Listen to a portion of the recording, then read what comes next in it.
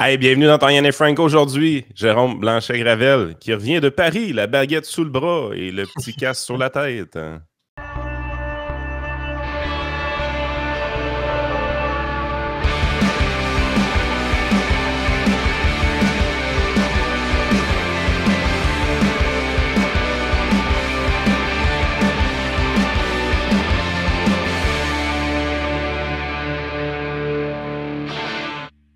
Il va falloir que je m'excuse aux Français, Frank, là, tu sais, Ouais, pour les avoir micro-agressés par ton commentaire. des stéréotypes. Des stéréotypes, ben oui. Mais parlant de stéréotypes, Jérôme, à Paris, j'espère que tu n'as pas été trop contaminé par l'extrême droite qui est toujours rampante là-bas. Là. C'est ce que, quand tu lis les médias québécois, tu as l'impression en fait que la France est sur le bord quasiment de basculer dans un espèce de régime de Vichy 2.0. Là. Donc, c'est pour comme Canadiens, Français, Québécois, ce qu'on a comme information de la France, ceux qui ne s'abreuvent pas directement à l'actualité locale de là-bas, ce qu'on a par le prisme déformé des médias neutres et indépendants comme Radio-Canada, la France est presque en fait à l'aube d'un nouveau fascisme. Là. C'était ça, en tout cas, durant l'élection. Toi, comment ça s'est passé là-bas? Puis qu'est-ce que tu es allé... je pense que t'avais-tu un grand entretien à faire? Parce que j'ai vu une image de toi avec votre collaboratrice. Là. Ouais. Oui, c'est ça. Ben écoute, à chaque fois, chaque année, je fais une petite tournée parisienne. Ça fait maintenant 10 ans que j'y vais au moins une fois par année. Donc, je suis assez lié à la France puis au milieu intellectuel français. J'en suis très heureux. Donc, pour Libra-Média, effectivement, on a fait 3 grandes entrevues. Donc, on va diffuser dans les prochaines semaines. Une avec Christian Rioux, l'autre avec l'intellectuel Gaël Brussier, une entrevue assez décapante, et l'autre avec le directeur Europe de Bull Bitcoin, Théo Mogenet, donc aussi une entrevue, là, ce qui devrait intéresser vos auditeurs parce qu'il était quand même question beaucoup de l'économie. Évidemment, le monstre étatique français qui étouffe la liberté économique des Français. Mais bon, on voit un peu le phénomène au Québec aussi, donc il y a beaucoup de parallèles à faire. C'était très enrichissant, encore une fois. Non, donc, 3 grandes entrevues à surveiller. Sinon, moi-même, écoute, à titre évidemment de rédacteur en chef de Libra-Média, je suis allé à Sud Radio avec Alexis Poulain qui va venir d'ailleurs au Québec pour 2 conférences, les 2 conférences auxquelles Yann va participer sur l'avenir des médias. C'est d'autant plus intéressant, vous savez, que la victoire de Donald Trump est une victoire des médias alternatifs sur les médias traditionnels. Hein. Donc, je vais vous partager ces thèses-là, Yann et Frank. Disons que la victoire de Trump est une bonne nouvelle pour les Yann et Frank de ce monde, pour les libres médias de ce monde. Donc, la conférence du 12 et 15 décembre, c'est ça. Ça va être d'autant plus intéressant qu'on est devant un nouveau paradigme. Hey, mais parle-nous donc un peu de Sud Radio. Tu es allé dans leur studio directement. C'est quoi les installations? Comment c'est? C'est quoi l'ambiance qu'il y a là-bas? Parce que c'est un gros reach quand même sur les réseaux sociaux. Là. C'est gros. Comme la tienne a eu combien de visionnements, par exemple? La mienne, je pense qu'on est juste rendu à 10 000 sur YouTube, mais là, ça compte pas les auditeurs, évidemment, qui sont en direct, là, qui sont sur les ondes. Là, Parce que c'est sur le FM, Sud Radio. Oui, c'est sur le FM. Pas le FM, là, mais je veux dire sur les ondes radio. Ça dépend. Une fois, je suis à Berkoff, on a fait 150 000. Bon, c'est sûr qu'Alexis Poulain tire un peu moins que Berkoff. Berkoff, c'est du lundi au jeudi. Poulain, lui, c'est le vendredi. C'est la même plage horaire, en fait. Okay. Donc, évidemment, des fois, ça varie. Là, des fois, des plus gros scores. Ça dépend aussi du titrage et tout ça. Mais on sent toujours quand même qu'il y a des répercussions. On reçoit toujours des commentaires comme quoi je t'ai entendu sur Sud Radio. On parle pas dans le vide comme à Cube Radio, par exemple. Là. C'est pas la même chose. Là. Je rigole. Cube Radio s'est amélioré, je pense. Je pense qu'il commence à avoir un certain reach, là, pour parler en français. En tout cas, moi, à l'époque, quand j'étais chroniqueur avec Richard, disons, c'était bien, mais on avait quand même l'impression, et lui-même l'admettait, en fait, je n'aurais pas dire ça du tout, là, mais il avait l'impression un peu de parler. On se demandait en direct, c'est-à-dire on écoutait plus le podcast en différé, le segment, mais... c'est parce qu'au départ, en fait, ils ne mettaient même pas leurs trucs sur YouTube ou des plateformes de RSS. C'était juste sur le site web. Et ça, c'est un modèle... Ça ne marchait pas, là. En 2000... Là, ils ont des ondes, au moins, bon cube. Là. Bref, en tout cas. Donc, Sud Radio, écoute, c'est à Boulogne. Ils ont changé leur studio récemment. Ils ont des nouveaux studios. Avant, ils étaient près de la Tour Eiffel. C'était plus le fun qu'on allait là parce que, bon, pour ma femme, c'était plus sympathique. Là, Boulogne, c'est un peu en périphérie. Donc, on ne croise pas la tour en taxi en y allant. Là, mais, dans les finances, ça doit avoir un impact, par contre. C'est le quartier des médias à Boulogne, vraiment. C'est là où sont concentrés le LCI, un paquet d'ailleurs, Toxin est là, où je suis à Toxin aussi, une très, très bonne radio indépendante. Donc, on dirait que Boulogne, c'est le quartier, en fait, là, des médias. OK. Donc, il y a quelque chose de logique. Et d'ailleurs, pour la petite anecdote, CNews, c'est dans les mêmes locaux que Sud Radio maintenant. C'est juste l'étage qui change. Donc, il y a une sorte de. Je ne vais pas dire une consanguinité là-dedans, là, mais disons, les gens se croisent et disons, c'est des milieux quand même assez exclusifs où tout le monde finit un peu par se connaître, là, pour ceux qui réussissent à intégrer, à percer ces milieux-là. D'ailleurs, j'étais à CNews récemment, mais en visio il y a 2 semaines, là, sur une certaine mexicanisation de la France. Bon, je suis allé leur dire. Mais j'aime bien la question qu'il t'a posée, Poulain. Il dit est-ce que la victoire de Trump était attendue au Québec? Donc, est-ce que les Français, parce que je leur renvoie sa question, puis probablement que vous avez traité de ça, parce que je n'ai pas écouté le segment en entier, juste l'extrait qui circule, mais est-ce que les Français sont autant tombés des nues que les Québécois quand ils ont vu l'élection de Donald Trump? Parce que c'est drôle, on dirait qu'à part pour les auditeurs de Yann et Frank, pour les lecteurs de Libre Média et quelques autres plateformes qui constataient que les indicateurs pointaient qu'il y avait une forte chance d'une réélection du président, là, notamment depuis la tentative d'assassinat. Je pense qu'il fallait être un peu naïf pour croire que ça n'avait pas d'impact, pour voir que les démocrates étaient sur une mauvaise tendance, aussi une mauvaise tangente de taux d'insatisfaction très élevé du côté de Biden et Harris. Mais en France, eux, est-ce qu'ils sont tombés des nues? Parce qu'on a fait jouer une clip cette semaine d'un philosophe français dont j'oublie le nom, qui est en délire complet, disait que Trump allait mettre des gens dans des camps de concentration, qu'on était à l'aube de 1939. C'est n'importe quoi, ça. Donc, c'est là que j'ai vu qu'en France, on est dans un degré de délire similaire au Québec là, par rapport à Trump. Là. Oui, je te dirais que ça se compare. C'est comme des sociétés qui se ressemblent, puis ils ont un modèle de financement des médias aussi comparable. Donc, j'en ai profité, comme d'habitude, là, pour regarder ce qui se fait dans les médias, la presse. Je fais toujours un peu de tourisme médiatique. Et le soir à l'hôtel. J'aime l'expression. Ouais, ben, je fais mes devoirs quand même. Je gère un média indépendant. Donc, c'est important de se comparer. Là, c'est sain, etc.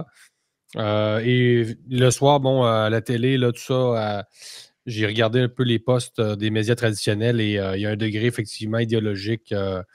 C'est très, très fort. Là. Il y a un peu les mêmes genres de sermons, clichés. Le traitement, par exemple, qu'on réserve à Elon Musk. Donc, on est effectivement dans le même genre de bien-pensance, mais ça reste quand même bien moins pire. Malgré tout, on a à LCI un débat entre Daniel Cohn-Bendit et Luc Ferry. Et bon, et quand même, c'est sur l'Ukraine, ça a une hauteur qu'on voit nulle part là, au Québec, honnêtement, là, outre dans des médias alternatifs.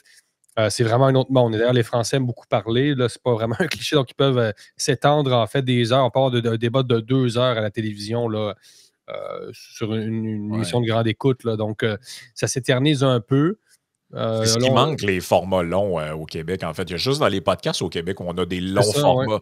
Même Stéphane Bureau qui essayait d'amener ça un peu dans la tentative qu'il y a eu. Là, je pense qu'il y a un genre de spin-off de ça à Télé-Québec, mais ça a été d'abord à TVA. L'objectif était de faire des longues affaires.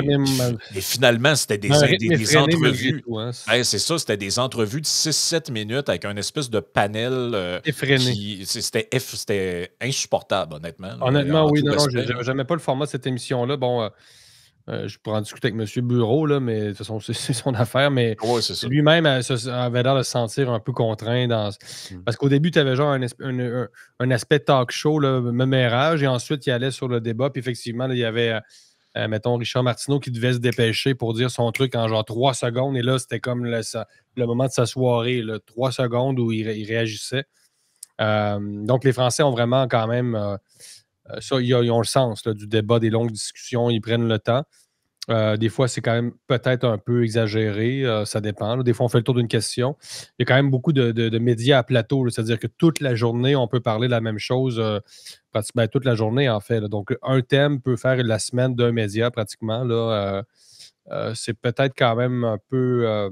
Enfin, c'est la culture locale aussi qui est comme ça. Donc, les gens aiment s'étendre sur un sujet. Puis, honnêtement, c'est mieux quand même que les vaches égarées en Montérégie. Là, non, c'est ça. C'est quand même plus divertissant qu'Aaron Boisy qui pleure à l'Assemblée nationale. Mais ça, c'est un autre dossier. Écoute, j'aimerais je finis juste sur Sud Radio, Frank, parce que tu me posais la question. Sud Radio, d'abord, c'est des beaux studios. C'est une belle gang. Ils sont nombreux. Tu as plusieurs studios. D'abord, tu en as où ils sont consacrés à des enregistrements qui vont être diffusés plus tard, d'autres le studio live. Ouais.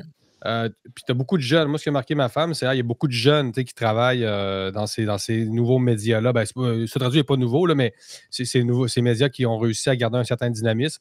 Donc, tu vois quand même que la France, oui, c'est vrai qu'ils connaissent les mêmes problèmes de natalité, mais ça grouille beaucoup plus quand même que le Québec. Là. Donc, tu as des jeunes dans les rédactions, c'est vrai, chez d'autres médias amis, etc. Donc, tu sais, on les aime, évidemment, nos vieux et tout ça, mais il va falloir qu'au Québec, on s'arrange pour. Puis c'est moins aseptisé. Tu rentres dans Sud Radio, il y a un chien, la secrétaire a amené son chien saucisse est là, c'est sympathique.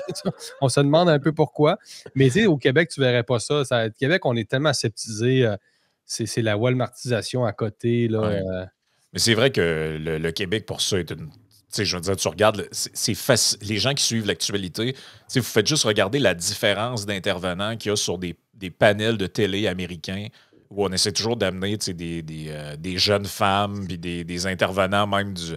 Tu vas avoir, par exemple, je ne sais pas, un Ben Shapiro qui va être interviewé ou des gens comme ça. Mais ici, on dirait que c'est les mêmes croutons qui sont là depuis. Quand j'étais enfant. Je me rappelle de ça. J'étais enfant à l'école primaire. Je revenais le dîner chez moi, puis mon père écoutait L'Avocat du diable à TQS. Et c'est encore les mêmes gens qu'on voit aujourd'hui, les mêmes intervenants. Donc là, à un moment donné, tu te dis, c'est quand est-ce que vous allez faire de la place aux jeunes qui poussent? Il y en a des jeunes, là, je veux dire, quand je dis jeunes, là, je parle pas de gens qui ont nécessairement 18 ans, mais je veux dire des gens plus jeunes. Pourquoi c'est toujours le même monde? Pourquoi Normand Lester est encore une figure de proue du commentariat? Je veux dire, je ne vais pas le canceller, il a le droit d'être là, mais à un moment donné, ça prendrait un peu de renouvellement. De renouvellement. Là. C'est ça. Ouais, non, ça, ils ont plus ça en France que. Ici, c'est vraiment l'asbinisation à vitesse grand V des médias. Là, Puis quand tu es jeune et que tu émerges au Québec, même c'est vrai dans tous les domaines, il vaut toujours mieux ne pas être très bon, en fait, parce qu'on fait toujours un peu peur à la vieille garde qui tient à sa place et qui craint de se faire dépasser. Donc, au Québec, honnêtement, vaut toujours mieux être médiocre pour se propulser dans les institutions. Non, mais c'est vrai, là, le Québec aime les médiocres parce qu'ils ne font pas peur, ils ne menacent personne. Donc ça, c'est très déplorable, mais c'est vrai dans tous les domaines, en fait. Là, donc, la vieille garde protège ses arrières et ça empêche un renouvellement qui est sain et qui est nécessaire, évidemment, à la survie même du Québec comme nation, mais comme société là, qui veut rester relativement dynamique. Je dis relativement parce que dynamique, pour arriver là, être dynamique, ça va prendre, disons, des réformes assez costaudes. Là. Effectivement. Écoute, la dernière fois que tu es venu, on avait parlé de Iman Khelif, qui était finalement un propriétaire d'une paire de l'alpha, tu disais, Frank, c'est ça? Oui, c'est ça que les mauvaises langues ont décrite comme une mâle alpha. Non, c'est une belle nuance. Une mâle alpha, je trouve que tu es nuancé. Là. Ben, c'est ça. J'essaie d'être toujours de plus en plus inclusif dans mon propos. Vous avez publié un article, en fait, signé par Francis Denis sur Libre Média qui s'appelle « Pensionnat de Kamloops, la vérité toujours en suspens ». On n'aura jamais la vérité. On a l'historien Jacques Robillard, là, dans le fond, qui Rouillard, parle... Jacques Rouillard, excuse, qui parle dans l'article. Peut-être nous résumer un peu, parce que, tu sais, j'ai l'impression... C'est un sujet donc qu'on touche un peu juste du bout des doigts, là, mais moi, j'ai l'impression que la plupart des gens pensent vraiment qu'on a découvert des fausses avec des gens là-dedans, puis tout ça est confirmé, est un fait. Puis même ce qu'on comprend, là, puis ça avait été dit un peu par, même dans son bouquin, quand on l'avait reçu, Hélène Buzetti parlait de ça aussi. Là, que c'était un peu un truc... là. C'est borderline ésotérique. Ouais, que c'est borderline ésotérique. On veut pas vraiment qu'il y ait de fouilles. Que là, on nous dit que c'est maintenant une vérité révélée. Et même, on avait un député du NPD ou un député indépendant qui déposait un projet de loi à la Chambre des communes pour que le discours, toujours la même rhétorique négationniste sur ça, devrait être condamné au même titre que je sais pas, les gens qui disent que les camps de concentration n'ont jamais existé ou qui nient le génocide vendéen ou je sais pas quoi. Là. Donc là, on est rendu on est en train de diriger cette histoire-là des pensionnats autochtones en genre de dogme. Et là, bientôt, les historiens ou les experts qui vont vouloir parler de ça, vous avez intérêt à dire ce que le gouvernement veut que vous dites, parce que ça pourrait amener à votre cancellation, éventuellement même votre mise en prison. C'est là qu'on s'en va. Et il y a quelque chose là-dedans qui est surréel. C'est surréel. Puis juste rappeler aux gens, on est rendu avec une journée fériée, hein, basée là-dessus. La journée de vérité, réconciliation, et je sais pas trop, c'est directement relié à cet événement-là. Il me semble que tout est allé vite dans ce dossier-là. C'est ça, ben, vous dites, c'est ésotérique, en fait, ça frôle le complotisme woke. Il y a une couple de. L'année dernière, je pense que j'avais interviewé de jeunes trans qui étaient convaincus qu'ils allaient faire l'objet d'un génocide prochainement aux États-Unis. Donc, une pensée un peu délirante. Bon, ici, c'est pas exactement ça, mais c'est drôle qu'on parle de vérité et réconciliation parce que la vérité historique, en fait, on ne la veut pas. On ne veut pas l'atteindre, si je peux dire. Donc, rappelons aux auditeurs, écoute, en 2000, il y a 3 ans et demi, en fait, c'est ça, 3 ans et demi, on découvre apparemment 215 corps d'enfants autochtones dans la cour d'une école, d'un pensionnat de Kamloops. Et finalement, on se rend compte, ben, en fait, 3 ans et demi plus tard, aucune excavation n'a confirmé la présence de ces 215 corps-là. C'est un relevé sismique, je pense, qui a été utilisé. Découvert grâce avec un géoradar, donc qui est utilisé. Ça a provoqué une onde de choc, etc. Rapidement, on dénonce ce qu'on appelle un génocide des Autochtones au Canada basé sur ces pseudo, en tout cas, c'est des poches de méthane qu'il y aurait dans le sol ou quelque chose comme ça. Donc, oui, mais même si c'est vrai, d'ailleurs, d'abord, il faut excaver ces corps-là. Ensuite, il faut déterminer vraiment la cause, parce que, bon, il y a eu beaucoup d'épidémies qui ont touché des enfants au Canada, que ce soit des enfants canadiens anglais, canadiens français ou autochtones. Donc, les gens mouraient. Donc, ça ne veut pas dire non plus qu'ils ont été mis condamnés à mort par on dirait qu'on cherchait notre histoire pour être dans la gang un peu. Dans le sens que on n'avait pas nécessairement d'histoire génocidaire au Canada. On n'avait pas ce récit-là. Ça manquait dans notre histoire. Il faut qu'on montre que le colon blanc était génocidaire. Puis on ne l'avait pas, cette histoire-là, dans notre narratif. Puis quand on a trouvé ces relevés sismiques-là, ou peu importe comment on appelle ça, ça a fait « Ah, that's it. We got it. » C'est arrivé aussi pas longtemps avant ou après l'histoire de George Floyd. Dans l'enchaînement des événements, tout ça est arrivé un peu là-dedans, parce que rappelez-vous que quand l'histoire de Floyd est arrivée, on a juge Justin Trudeau qui a mis son genou à terre, Valérie Plante aussi. On nous a dit en gros que nous autres aussi, le Canada, on était là. C'est comme si ça revient un peu à ce que je dis souvent, c'est l'obsession des Canadiens et des Québécois à vouloir toujours être au centre de la photo. Tu sais, tu as toujours quelqu'un dans une photo de famille qui veut venir dans la photo, même s'il n'est pas de la famille. Mais c'est un peu ça. Tu sais, là, pendant la COVID, on était l'épicentre de la pandémie. On est l'épicentre des changements climatiques. Là, Martine Biron, t'as l'impression qu'on est devenu le pôle mondial de la lutte pour le droit à l'avortement avec des mesures complètement délirantes. On ne crevait pas assez encore au Québec. Il faut crever d'avance. C'est ça. C'est y étendre l'aide médicale à mourir aux gens qui ne sont pas encore nés. Et et là, maintenant, en fait, ça nous prenait, on dirait qu'il fallait nous aussi s'inscrire dans la grande histoire de l'esclavage et de la ségrégation. Donc là, ça nous prenait quelque chose. Je veux dire. C'était comme une sorte d'aubaine, mais effectivement, c'est découverte non confirmée.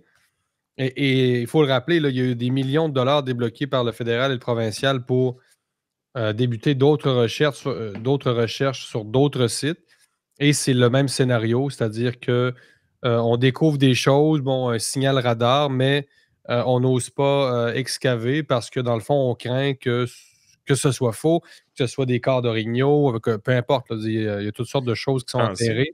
As-tu pensé comment ça l'entretient une forme de complotisme, tout ça, dans le sens que, je veux dire, si on a réellement découvert un site, moi, il me semble, dans toute logique, mettons, je suis un chercheur universitaire, on a réellement trouvé un site où est-ce qu'on déposait les corps d'enfants d'un pensionnat qui aurait été maltraité dans ce dit pensionnat-là.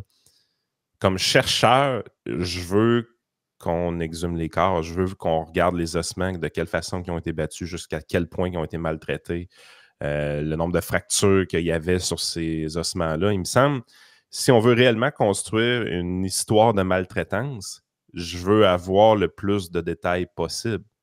Normalement, si c'est pas de l'idéologie. Mais on dirait que la curiosité scientifique est totalement absente de ce dossier-là. Ben, on a comme tranché. Là, donc, on a eu... mais c'est juste parce qu'on disait tantôt, là, la députée néo-démocrate Léa Gazan a déposé à la Chambre des communes un projet de loi visant à criminaliser le fait de cautionner, de nier, de minimiser. Donc, si, mettons, vos recherches vous apprennent que c'est pas 300, c'est 120 personnes, on envoie en prison. Je veux dire, comprenez-vous à quel point c'est grave, là? Elle soutient que la criminalisation de tels discours publics contribuerait à mettre fin aux préjudices subis par les survivants des pensionnats, à leurs familles, à leur communauté. Je trouve qu'ils nuisent à leur cause en disant des choses comme ça. Non, c'est très, très grave. Là. Tu sais, on parle beaucoup de désinformation. On veut même peut-être bannir la désinformation. Excusez-moi, là, ici, on est très clairement dans une forme de désinformation. On pourrait même dire que c'est une fake news, même que le New York Post avait titré ça sur la base d'ailleurs des premières entrevues que Jacques Rouillard avait accordées à un média. Donc, tu sais, ça a fait le tour. Jacques Rouillard aussi a publié un texte dans la revue Conflit en France là-dessus. Donc, non, écoute, il faut... et au-delà de ça, ben, c'est tout le travail d'historien, finalement, qui est entravé par un récit officiel qui est basé possiblement sur une fausse nouvelle. Donc, le récit canadien, on ne peut pas établir d'abord un récit officiel de l'histoire. C'est-à-dire, ça, on voit ça dans les régimes fascistes, là. C'est-à-dire quand le régime décide voici l'histoire du Canada et c'est comme ça qu'il faut l'interpréter. C'est-à-dire une sorte de roman national culpabilisant. Ben là, je veux dire, ça remet tout en question la science de l'histoire, en fait, la science. Comme toutes les sciences sociales et naturelles, avance par hypothèse. Surtout de la criminaliser. À être démentie. C'est ça. Il y a place à l'interprétation dans l'histoire, dans la science historique. Donc, les gens peuvent être influencés, oui, un peu par des idéologies, mais le travail d'historien, c'est quand même d'essayer de rester indépendant face à ces modes-là. Moi, je me mets vraiment généreux puis de bonne foi. Là. Mettons, je dis, c'est réellement arrivé, cette histoire-là, puis ça va faire partie de notre passé un peu sombre au Canada puis tout ça. Ça reste que, pouvez-vous vous arranger pour tasser tous les doutes par rapport à ça? La meilleure façon d'enlever les doutes par rapport à cette histoire-là, c'est pas de criminaliser les gens qui en doutent. La meilleure façon, c'est de faire une vraie recherche archéologique, de prendre les données publiques. Tu sais, c'est rare que je suis d'accord que le gouvernement dépense de l'argent, mais dans cette situation-là bien précise, je suis très d'accord que le gouvernement dépense de l'argent pour essayer de comprendre ce qui s'est passé là, puis qu'on fouille le sol, puis qu'on essaie de comprendre avec les ossements qu'on va découvrir c'est quoi qui est réellement arrivé.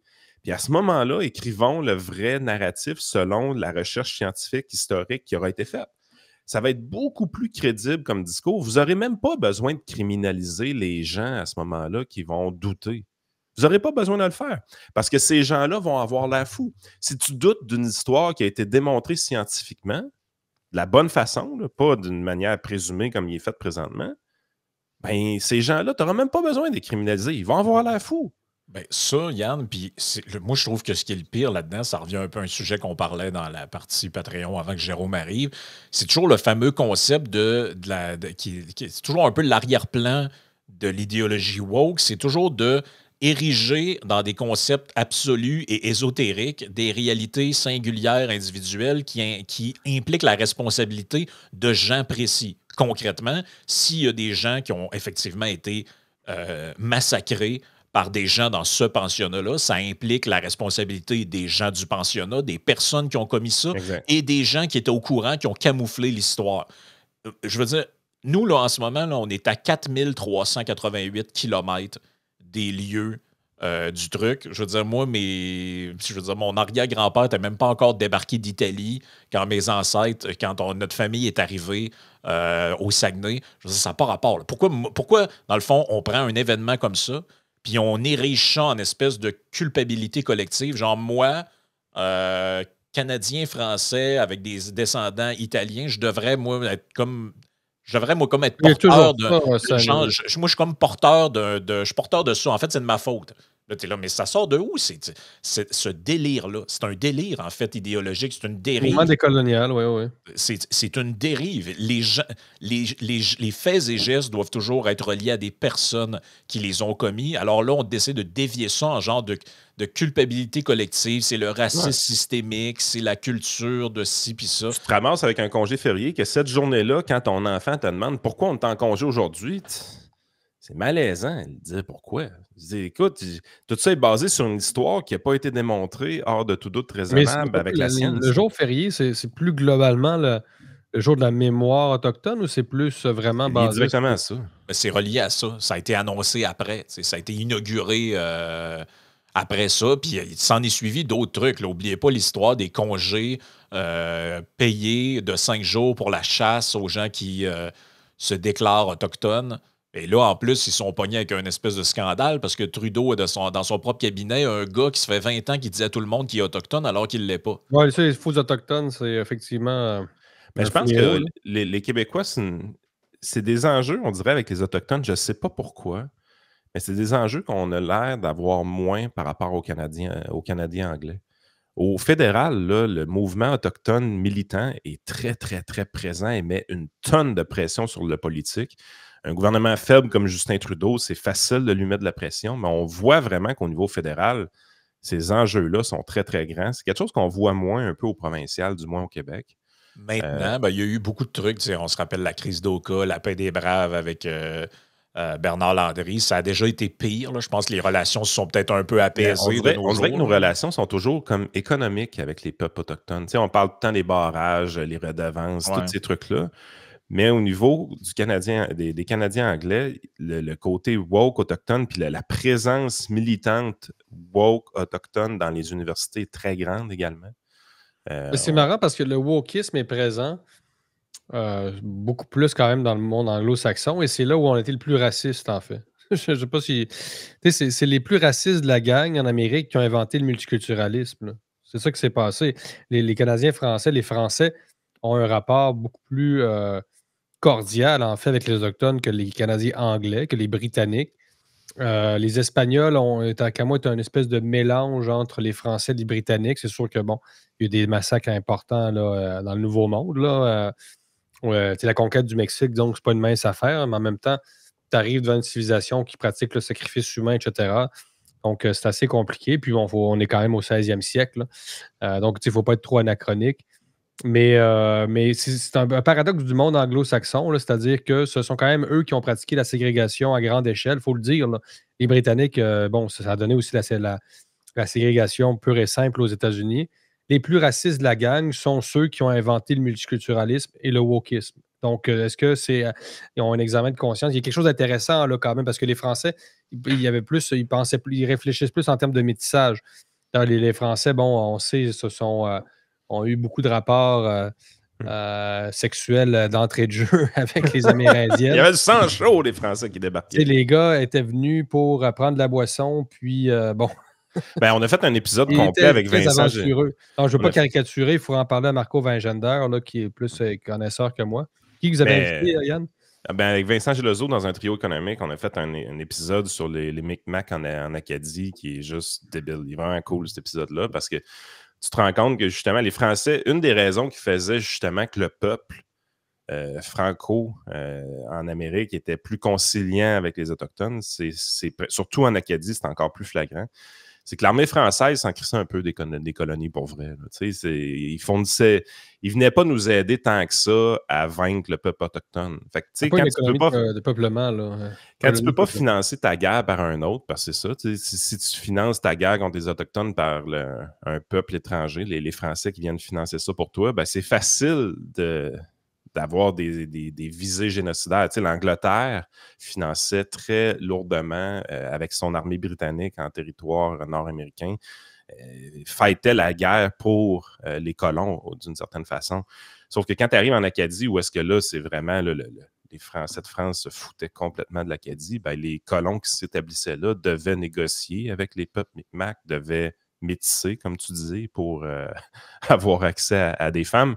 Fait qu'éventuellement, ça l'a amené justement des relations beaucoup plus saines entre les deux peuples dans cette situation-là. Tu sais, tout ça partait. C'est pas que racialement, les Français sont meilleurs que les Anglais. C'est qu'en bout de ligne, l'armée britannique mettait beaucoup de ressources en Nouvelle-Angleterre, alors que l'armée française était un peu plus boboche. Ouais. Il y a ça, il y a la variable économique, mais je pense quand même que c'est quand même beaucoup le rapport à l'autre.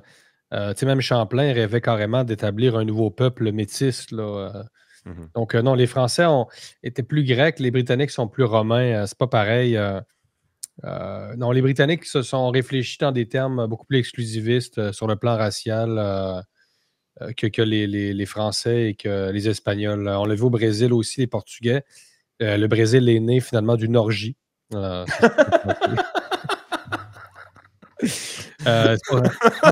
très intéressant l'histoire du Nouveau Monde. Non, mais il y a un grand anthropologue.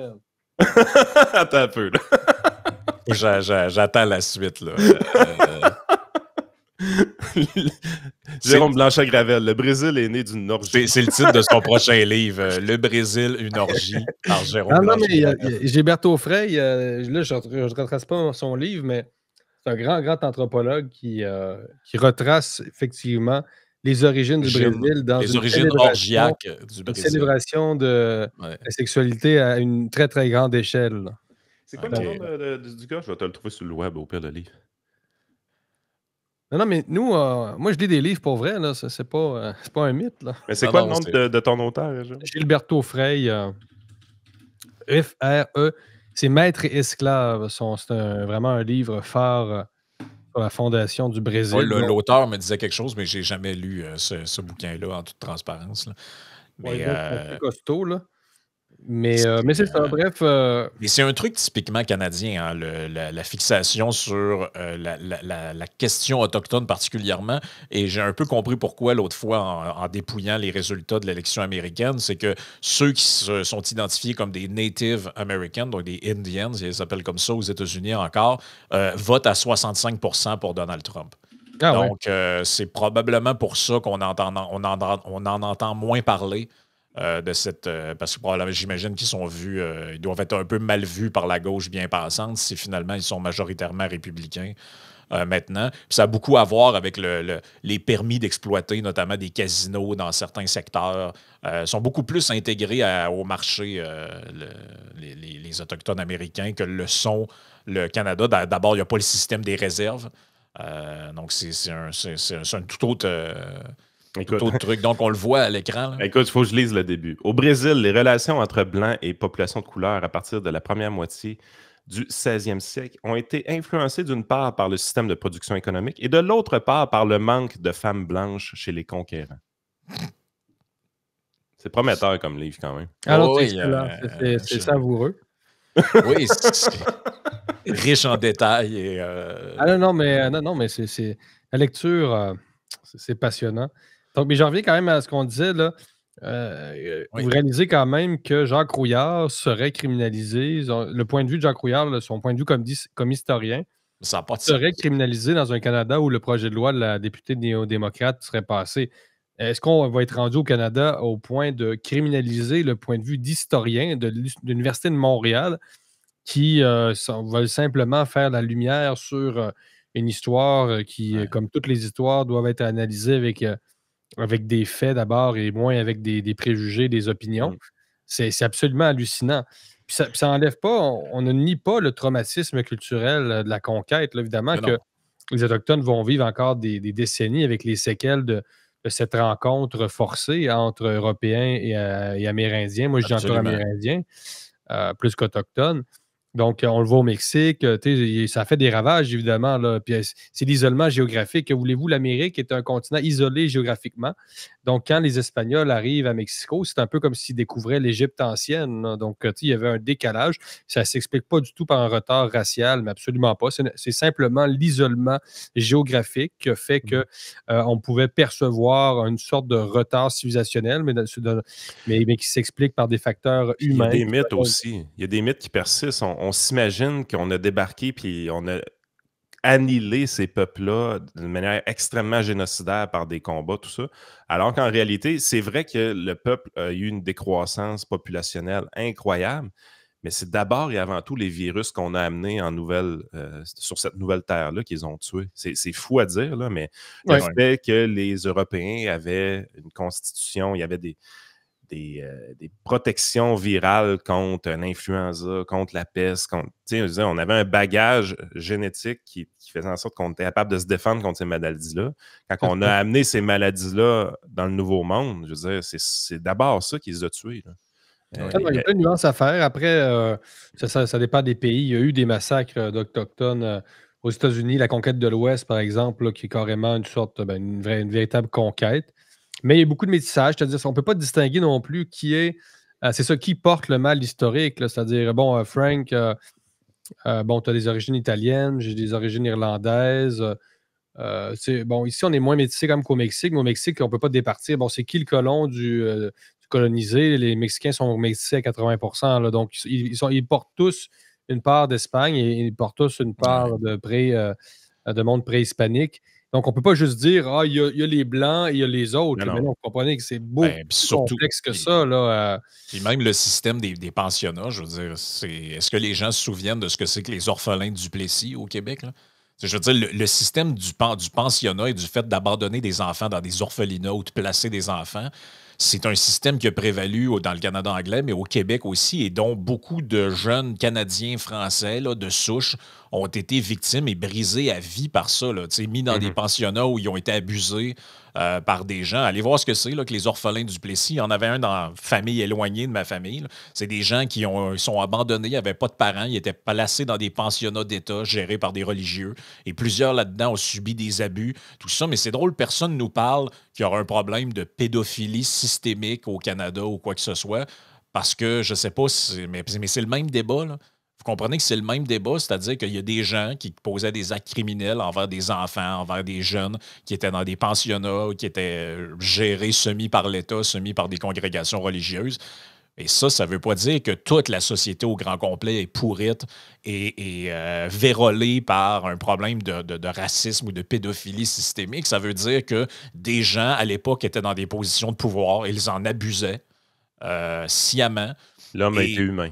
Et je pense que c'est très raisonnable de dire que les gens dont les parents ou eux-mêmes ont été victimes de ça, parce qu'il y en a encore, les plus jeunes orphelins les plus vieux orphelins du Duplessis sont dans les 80, je pense, aujourd'hui, mais les plus jeunes ont comme dans soixantaine, quelque chose comme ça. Ces gens-là, je pense qu'ils ont le droit ont le droit de poursuivre si les congrégations existent encore. Je pense qu'ils ont quand même droit aussi à certaines mesures de réparation de manière monétaire ou tout ça. Là. L'État a assumé que tu pouvais être enfermé quelque part, enlevé de ta famille.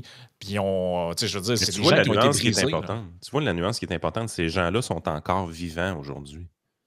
Là, quand on parle du pensionnat de Kamloops, il n'y a personne qui est encore vivant de ça. Il n'y a personne qui a été dans ce pensionnat-là et qui est vivant aujourd'hui. Ouais, je ne sais pas quand est-ce que ça a fini, ça. Faudrait vérifier. Là. Ça a duré quand même assez longtemps. Là, mais, en tout cas, le point, c'est... Mais probablement que les pratiques avaient changé, mais je pense qu'il a été aboli en 1980. Là. OK. Mais tu sais, s'il y a vraiment eu de la maltraitance sur des gens... S'il y a eu de la maltraitance sur des gens qui sont encore vivants aujourd'hui, puis ces gens-là ont été des victimes de ça, moi, qu'on compense ces gens-là, j'ai pas de problème avec ça. Là. Sincèrement, là, j'ai zéro problème avec ça. On l'a vu avec Dominique Moret, ce qu'il a fait, lui, de son côté, pour les agressions sexuelles vécues quand il était plus jeune, tout ça, je veux dire, c'est parfait, c'est ça qu'on veut.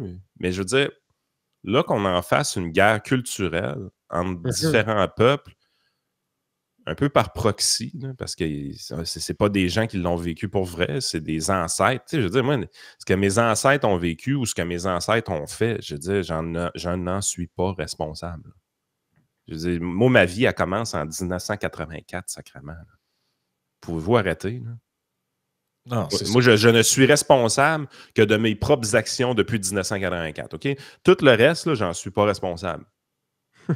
Parce que, tu sais, toute la vague, là, parce que c'est ça un peu pareil, là, tout le délai qui s'en est suivi, là, parce que c'est important, là. Je pense qu'il faut réaliser, là, le congé férié, l'histoire des journées, tout ça, mais pensez à tout ce discours qui est arrivé exactement à ce moment-là, là, de même le Canadien de Montréal qui commence ses parties en disant qu'il joue sur le territoire non cédé. Et là, maintenant, même la ville de Montréal était là-dedans. Là. Montréal est une ville non cédée. On a le goût de dire à Valérie Plante, ben, donnez les clés de la ville aux Mohawks, je ne sais pas, faites quelque chose. Qu'est-ce que ça veut dire, ça? Reconnaître que tu es sur un territoire non cédé, mais il y a rien qui s'ensuit. Te rappelles-tu notre entrevue avec l'historien Patrice Dutil de Oui. notre côté?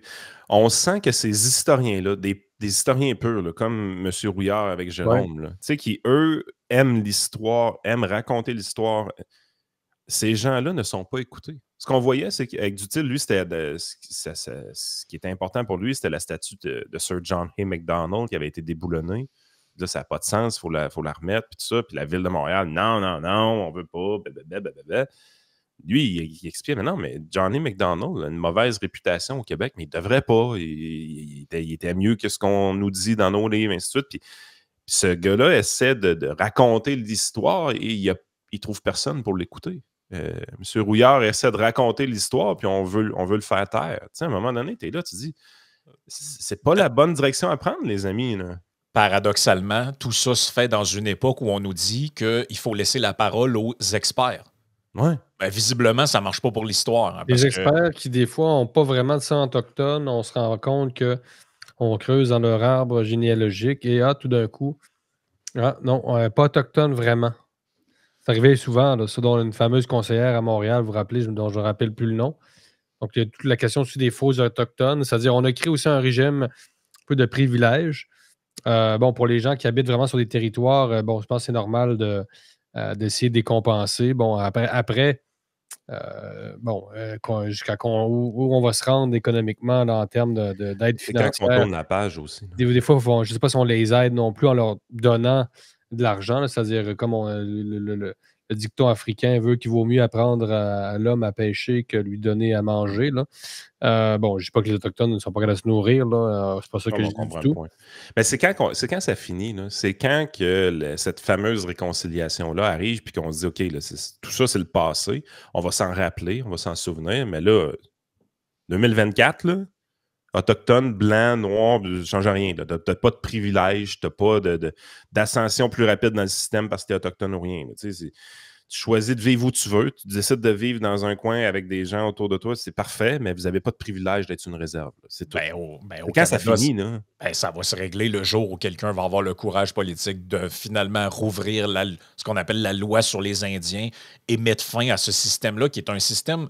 Les gens ne réalisent pas, mais il y a un système de droit du sang qui prévoit au Canada. T'sais, nous, là, on est sur un système de droit du sol. Ça veut dire que si Jérôme, ta femme arrive et elle accouche au Québec, votre enfant est un Québécois. Peu importe que sa mère soit mexicaine. C'est ce qui permet de dire que Vladimir Guerrero Jr. est un Québécois. Exactement, mais dans le truc autochtone, dans le phénomène autochtone au Canada, c'est pas une question territoriale. Moi, si... C'est un régime colonial, presque l'apartheid, en fait. Si ma blonde, moi, on s'en va ensemble, mettons qu'elle est enceinte, puis on s'en va à Salouit, puis elle accouche, notre enfant n'est pas un Inuit. Vous comprenez? C'est un droit du sang. Pour être considéré comme autochtone au Canada, tu dois avoir un de tes grands-parents, je crois, ou tu dois avoir quelqu'un qui a du sang autochtone. Mais ça, ce système-là, à mon avis, il doit être aboli un jour. Parce que dans les sociétés modernes, il n'y a pas de droit du sang. Même les écoles anglaises, en fait, on n'est pas loin de ça. Là. Pour aller à l'école anglaise au secondaire. Ouais, c'est un droit du sang. C'est un régime colonial, le Québec, encore, là, à cet égard-là aussi. Là. C'est quand qu'on sort de ça? C'est quand on devient moderne? Universaliste à la française. Moi, les affaires... Je trouve qu'il n'y a rien de plus stupide que... Moi, j'aime le libéralisme. Ce que j'aime du libéralisme, c'est que si tu veux travailler fort, si tu veux avoir une chance dans la vie, puis tu mets les efforts, puis il faut que tu aies la même chance que les autres. Il faut que tu puisses monter dans l'échelle sociale de par tes efforts, puis tout ça. Ce qui fait en sorte que les choses qui sont importantes, c'est pas les cases que tu coches, c'est ton effort, ton travail, ton intelligence émotionnelle, peu importe. Des choses que tu contrôles. Le sang qui te coule dans les veines, tu ne contrôles rien de ça. Absolument rien de ça. C'est ça, effectivement. les sociétés modernes. Mais non, le Canada n'est pas exactement une société moderne. Donc, on est souvent dans le tribalisme.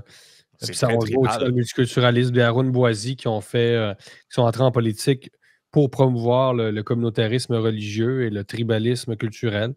Ça aussi, c'est une régression. Donc, il y a un système de fragmentation de la société. Donc, chacun, effectivement, dans sa tribu, que ce soit des tribus autochtones. Bon, là, on dit plus tribu, mais c'était quand même ça anthropologiquement. Là. Désolé, pareil, là, mais les nations, disons les nations. On comprend-tu ce que tu dis quand tu dis tribu? Oui, bon, mais le mot, il est correct. OK? On va Apparemment, arrêter, c'est là. péjoratif, mais bon, si vous lisez Claude Lévi-Strauss, Oui, c'est Oh, ouais, puis on lit les sciences sociales pareil. Là, c'est, enfin, la collecte de marteau et ses petits pauvres aussi, c'était péjoratif, mais ils ramassent 200 000 par année. OK? Tu sais, on va arrêter là, les affaires de langage. On n'est pas obligé de jouer le game. Mais Non, c'est assez. Là. C'est vraiment assez. Hey, écoute, juste avant qu'on finisse, vous avez pris des gros risques sur votre chaîne YouTube. Vous avez mis un personnage qui crève Ah ouais, l'écran. un autre descendant d'Italien. Ben oui, oui, c'est ça. Lui, plus directement que moi encore, je crois que c'est son père son père. qui l'est pur sang. Ah Donc, ouais, bon. Vincent Geloso. C'est ça, peut-être nous parler un peu. J'ai visionné la vidéo, j'ai trouvé ça. Honnêtement, Francis Denis, c'est un travail extraordinaire qui fait le montage, les prises de vue, tout ça. C'est vraiment du solide travail, là, disons-le. Là. C'est un bon documentariste. Encouragez-nous parce que ça a des coûts. Oui, À c'est la ça. qualité comme ça, là, on investit beaucoup, honnêtement. Là, donc, on apprécie. Ouais, donc c'est un reportage documentaire sur la question de l'itinérance, crise du logement, tout ce qui entoure réglementation. ces questions-là. Ouais, c'est vraiment quelque chose que vous faites de plus en plus à Libre Média. Tu avais toi-même interviewé le gars vous aviez fait ça une année, très bonne vidéo là, avec le. Comment ça s'appelle l'endroit à Québec? J'ai un blanc là, où ils viennent en aide aux gens qui sont itinérants. L'Aubrivière, c'est ça. C'est le mot que je cherchais. C'est le nom que je cherchais. C'est du vrai travail de journalisme de terrain. Là. Donc, c'est un peu à ça. C'est un peu vers là que vous voulez vous en aller, je pense. Oui, on garde les deux. Le volet presse écrite, évidemment, ouais. libremedia.com avec un trait d'union, puis la chaîne YouTube avec des reportages vidéo, entrevues, etc. Puis on développe toujours un peu tranquillement le volet événementiel, fait qu'on rappelle aux gens oui, les l'événement. conférences. 12 décembre à Québec, salle Le Bourgneuf, que vous connaissez bien, la scène Le Bourgneuf. 15 décembre à Laval. Première fois que Libre Média fait un événement, une conférence en fait à Montréal. Donc, le libertarien Yann Sénéchal sera parmi nous pour débattre avec des Français étatistes. Non, mais Alexis Poulain n'est pas si étatiste. C'est plus Nicolas Vidal avec qui. Mais ça va être intéressant, le choc des perspectives. En même temps, on s'entend sur la nécessité d'avoir des médias alternatifs. Grosso modo, Nicolas Vidal, lui, c'est le Putsch Magazine, qui est une publication mensuelle, si je ne me trompe pas. Ça ressemble un peu à Libre Média, le modèle. C'est-à-dire que tu as des articles sur le site, puis tu as. Sinon, il fait beaucoup de radio, des lives un peu comme vous. Là. Nous, on est moins dans le live, là, on est plus dans les entrevues. Couverture sociale. Et le deuxième événement est à Montréal quelques jours plus tard. Là, je rappelle aux gens, parce que c'est toujours un peu ça, là, on fait la promotion d'un événement. Les liens sont tous sur le site de libremedia.com et sur les réseaux. Le réseau, tes réseaux sociaux, Jérôme, tu le repartages souvent. Épinglé sur nos pages, épinglé sur notre page X, sur ma page personnelle. C'est ça, donc c'est facile à trouver quand même. Là. Oui, non, venez. À bon entendeur. Ça nous encourage. C'est une source de financement aussi de Libre Média. Donc, tous les profits vont évidemment à financer le genre de reportage dans lequel apparaissent des Geloso et des figures qu'on n'entend pas assez au Québec. Absolument. Écoute, merci Jérôme d'avoir été là. Puis on rappelle libremedia.com, le Libre Podcast aussi sur Spotify, YouTube et autres, votre chaîne YouTube, évidemment. Donc, on encourage les auditeurs à s'abonner, à partager, à vous suivre, puis surtout d'aller vous rencontrer. Ça va être quand même un beau panel. Là. Donc, l'événement à Québec et à Montréal. Merci beaucoup.